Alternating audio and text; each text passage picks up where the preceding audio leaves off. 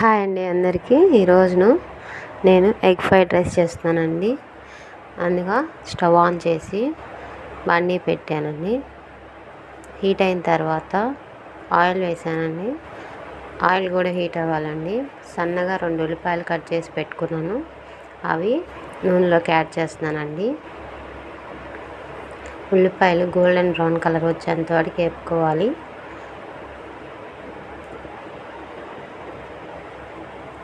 Golden brown colour వచ్చిన తర్వాత అల్లం చిన్నులపాయ పేస్ట్ ఉంటుంది కదండి, దాని పచ్చివాసన పోయేంత వరకు వేగించాలి.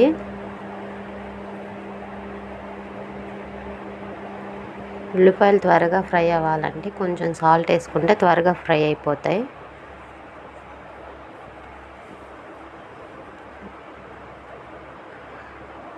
టమాటా కట్ చేసుకొని పచ్చిమిరపకాయలు 2 ఆ ముక్కల్ని ఉల్లిపాయ దాంట్లోకి కలిపానండి.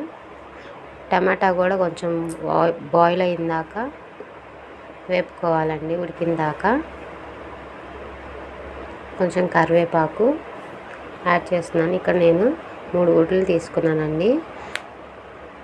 3 గుడ్లు, కొంచెం పసుపు,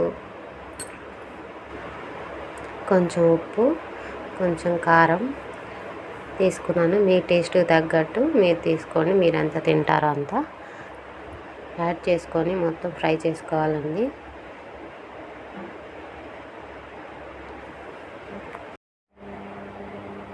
గుడ్లు కూడా ఫ్రై అయిన తర్వాత రైస్ ఉడికించి పెట్టుకున్న రైస్ని మెత్తగా చూసుకుని రైస్ని ఇలా ఉడికించుకున్నాను. ఉడికించిన రైస్ని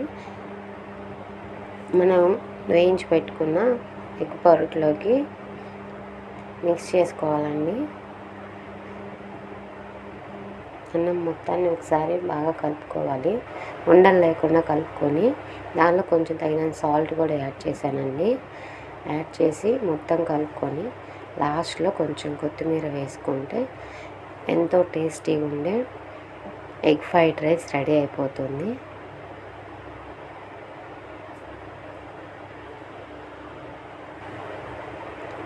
Please subscribe Priya Kitchen.